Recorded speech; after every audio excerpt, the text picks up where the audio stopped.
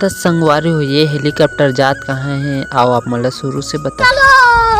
त जय जोहर संगवारी हो, स्वागत है हमारे एक ठन नया ब्लॉग में। तो हमन आज खातू भरत रही तो हमारे ट्रैक्टर में एक ठन अजीब से कीड़ा बैठ गिरी। सब एक कीड़ा के नाम आप मन जानत हो तो कमेंट करके बता दो। त संगवारी हो मैं निपोर नहीं कमाऊँ कहीं कि मैं कमात रहा छोड़ के बैठ गया हम बिकट घाम रहीस। त संगवारी हो ये नौटप्पा के घाम इतना ज़्यादा रहीस कि मोर पूरा शरीर से पानी निकल चुके देख सकत हो।